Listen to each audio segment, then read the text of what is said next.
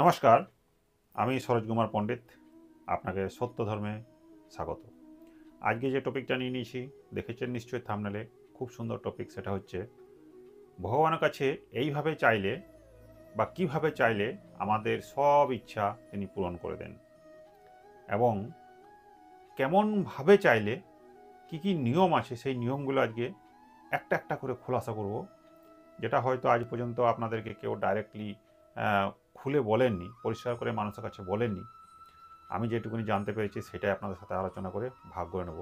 চলুন শুরু করা যাক আজকের টপিক।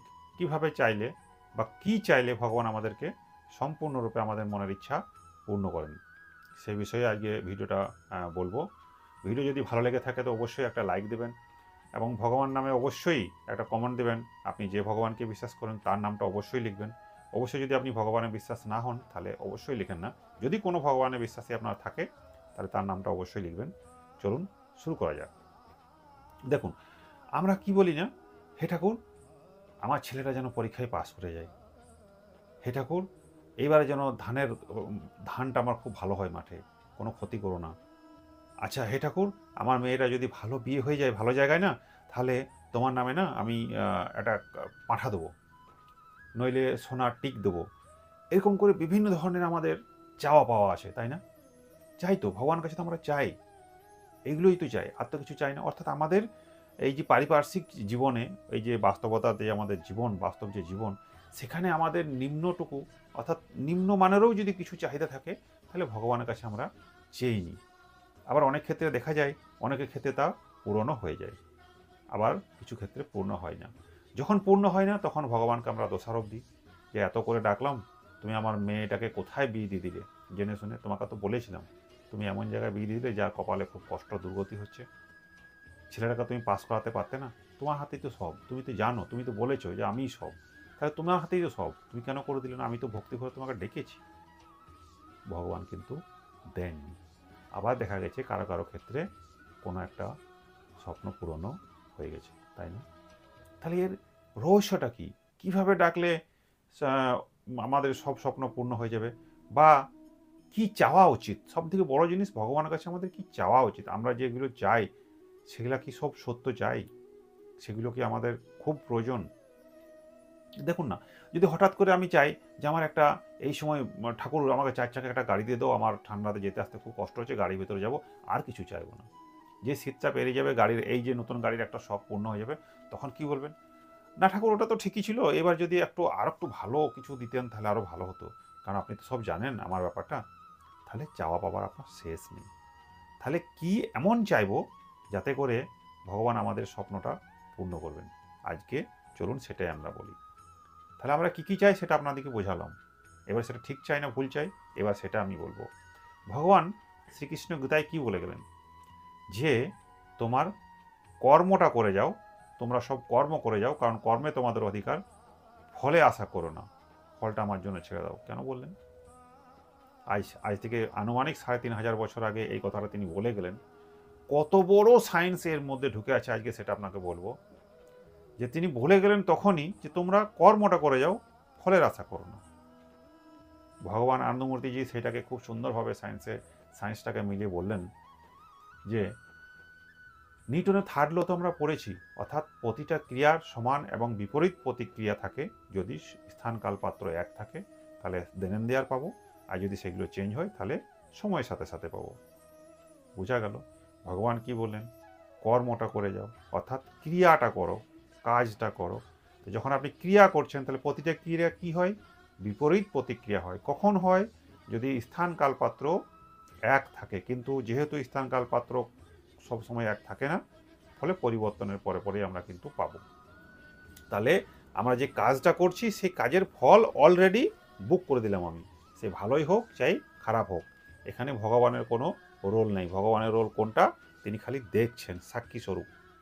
বোঝা গেল? তাহলে কতটা সায়েন্সের মধ্যে ঢুকে রয়েছে, আজ থেকে এত বছর আগেই তিনি বলে গেলেন।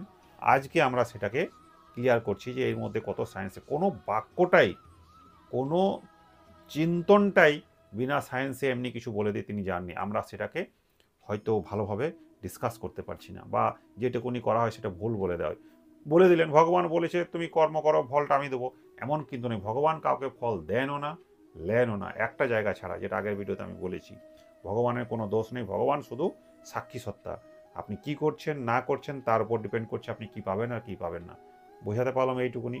গীতার সেই ডায়লগটার সাথে সায়েন্স মিলালাম। এবার দেখুন আপনি ক্রিয়াটা করলেন, তাহলে আপনার কি পাওয়াটা কিন্তু ফল পাওয়াটা রেডি হয়ে গেল।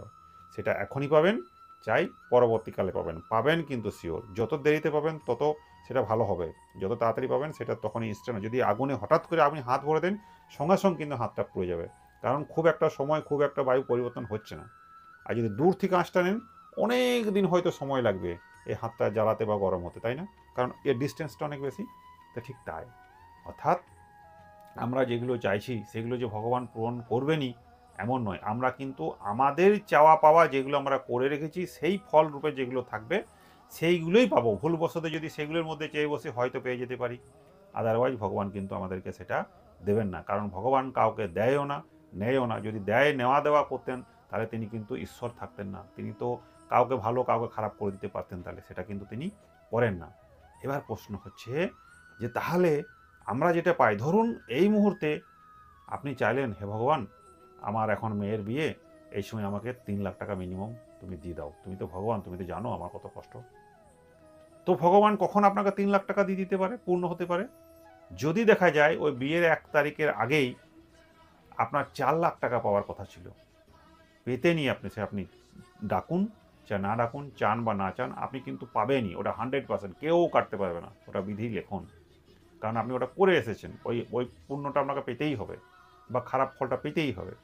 কিন্তু আপনি চাইলেন কত? 4 লাখের জায়গাতে 3 লাখ টাকা, সেই ডেটেই চাইলেন। তাহলে ভগবান হয়তো একবার দয়া মায়া করে আপনাকে 3 লাখ টাকা দিয়েও দিতে পারে, তবু তো তার কাছে 1 লাখ টাকা থেকে যাবে, সেটা অন্য কাউকে ভাগ করে দিতে পারে। কিন্তু যদি আপনার টাইম না হয় তাহলে আপনাকে দেবেই না, তা আপনি যতই চান। সেই জন্য কারা কারো মিলে যায়। অ্যাকচুয়ালি কী হয় না, আমরা বুঝিই না যে আমাদের কতটা পাওনা, পাওনা কতটা, আমরা কতটা চাইবো। সেই জন্য ভগবান বলছেন যে কি চাইবে তুমি। সেই গল্পতে যখন উনি বললেন, একটা কৃষক ভগবান শ্রীকৃষ্ণের কাছে প্রতিদিন যায় আর বলে কি, হে ঠাকুর আমার পরিবার যেন সুখে থাকে, আমার ধান যেন খুব ভালো হয়। এই চাইতে থাকে, প্রতিদিন চাইতে থাকে চাইতে থাকে, কিন্তু তারপরও দেখা যায় ওর মনের মতো তো সব কিছু হচ্ছে না। এটা গীতাতেই লেখা আছে, হচ্ছে না, সরি ভাগবতে। তো তখন একবার রাগে গিয়ে বললেন, আমি তো তোমার কাছে এত প্রার্থনা করছি, ভক্তি ভরে করছি, তা সত্ত্বেও তো আমার মনের মতো হচ্ছে না, তুমি এমন কেন করছো? বলছি দেখো, আমি তোমার সব স্বপ্নই পূর্ণ করি, কিন্তু সেটা তোমার মতোই হবে এমন নয়। প্রতিকূলতার মধ্যেও তোমাকে শিক্ষা দিতে চাই, তোমার ধৈর্য বাড়াতে চাই, তবেই তুমি শক্তিশালী হবে। কারণ আমি তোমার ভালো চাই। আর আমি যদি সব স্বপ্ন তোমার পূরণ করে দিই, তাহলে তুমি নিজের অস্তিত্ব কিছুই খুঁজে পাবে না, তোমার শিক্ষা হবে না, তোমার মেরুদণ্ড সোজা হবে না, তুমি কোনো কিছুই ভালো করে উঠতে পারবে না, কারণ তোমার ধৈর্য শক্তিই হবে না। কারণ ধৈর্য থাকবে না তো পেয়ে গেলে, যে সাথে সাথেই চাইলে পেয়ে যায় তার কিছু ভ্যালু থাকে না সেটা। আর যদি কষ্ট করে পান, সেটা যদি সাকসেস হন, তার ভ্যালুটা অনেক দিন পর্যন্ত থাকে, অনেক বেশি গুরুত্বপূর্ণ। সেই জন্য ভগবান আপনাকে কী দেবেন আর না দেবেন সেটা আপনার উপর নির্ভর করছে, কারণ আপনি কি কর্ম করেছেন তার উপর নির্ভর করছে। যদি চাইতেই হয় ভগবান কাছে, যদি চাইতেই হয়, তাহলে অন্যের জন্য চান। আপনার জন্য কি চাওয়া কি পাওয়া সেটা আপনার থেকেও বেশি ভালো বোঝেন ভগবান, ঈশ্বর। আপনার ঈশ্বর আপনার থেকে অনেক বেশি ভালো বুঝে যে কাকে কি কোন অবস্থায় এসে পাবে। আবারও যদি ঘুরিয়ে বলি, তো ভগবানও আপনাকে কিছু করবে না, কারণ আপনি কি করে এসছেন সেই ফলটাই আপনি পাবেন, ঠিক সময় সময়ই পাবেন। একমাত্র উপায়, যদি আপনার হরিভক্তি থাকে, ঈশ্বর ভক্তি থাকে, তাহলে সেটাকে দেনেন দিয়ে আপনার কর্মটাকে খুব তাড়াতাড়ি সেটাকে আগিয়ে দেয়। এইটুকু হয়, কারণ ঈশ্বর আপনাকে যতক্ষণ না আপনি মাখনে না তৈরি হবেন ততক্ষণ আপনাকে তিনি নিচ্ছেন না। বুঝাতে পারলাম কথাগুলো? সেই জন্যই তো তিনি বলেছেন, আমি লিখে রেখেছি এই ডায়লগটা, সেটা হচ্ছে যোগ খেমং বহাম মহম, মানেটা হচ্ছে যারা আমার ওপর পূর্ণ বিশ্বাস রাখে, পূর্ণ বিশ্বাস রাখে, আমি তাদের সব স্বপ্ন পূর্ণ করি। কেন? এখনই আমি বললাম যে আমাদের কর্মের ফলই আমরা পাই। আবার এখানে গীতাতে লেখা রয়েছে যে আমার উপর যদি পূর্ণ বিশ্বাস রাখো, তাহলে আমি তোমাদের সব স্বপ্ন পূর্ণ করব। অর্থাৎ কেন বললেন সব স্বপ্ন? মানে আপনি যে স্বপ্নটা চাইছেন যেটা আপনার জন্য ভালো হবে তা তো আপনি জানেন না। আপনি তো বাহ্যিক দেখছেন, অন্তর্জগতে দেখছেন না, কিন্তু ভগবান দেখছেন। সেই জন্য ভগবান সেটাই দেবে, আপনি যেটা পাবেন, যেটা পাওনা আছে সেটা। আর অতিরিক্ত যদি ভক্তি হয়, তাহলে ভগবান তখন আপনার কষ্টগুলোকে নিজে নিয়ে নেন, যার জন্য এক নাম হয় হরি, যেটা আমি আগে ভিডিওতে বললাম, শুনে নেবেন, খুব ভালো বলেছি ওটাতে। সেই জন্য আপনি চান, পরের জন্য চান, নিজের জন্য কিচ্ছু চাইবার দরকার নাই। আরও যদি সূক্ষ্ম বিচার করেন তো ভগবানের ভালোর জন্য চান, হে ঠাকুর তুমি ভালো থেকো, তুমি ভালো থাকলেই আমরা ভালো থাকবো, বাস এইটুকু বলে আপনি ছেড়ে দেন। আপনার আর কিছু চাওয়া পাওয়া নেই। আপনি অটোমেটিক্যালি সময়ের সাথে সাথে যেটা আপনার জন্য ভালো সেগুলো সব প্রভু আপনার জন্য করে দেবেন। বুঝাতে পারলাম? এইটুকু আজ পর্যন্ত। সেই জন্য ভগবান যদি কখনো আপনি যেটা চাইছেন তার বিপরীত কিছু হয়, জানবেন আপনাকে ভালো করার জন্য প্রতিকূল পরিবেশও আপনাকে উন্নত করতে চাইছে, আপনাকে শিক্ষা দিতে চাইছে, আপনাকে শক্তিশালী করতে চাইছে, সেটাও একটা ভগবানের পরিকল্পনা। সেই জন্য চান অন্যের জন্য, কারণ নিজের জন্য চাইলে পাবেন তো আপনি সেটাই যেটা পাবার, তাহলে ভগবানকে আবার দোষারোপ করবেন। সেই জন্য ভগবানকে দোষারোপ করেন না, আমরা আমাদেরই ফলটা পাই যেমন আমরা কর্ম করি। তো আজকে এই পর্যন্তই। যদি আপনাদের এই শিক্ষাটা খুব ভালো লেগে থাকে তো অবশ্যই সাবস্ক্রাইব করে রাখুন চ্যানেলটাকে, লাইক করে দেন, কমেন্টে অবশ্যই নিজের ভগবানের নাম লিখুন যদি আপনি ধার্মিক হন। ধন্যবাদ।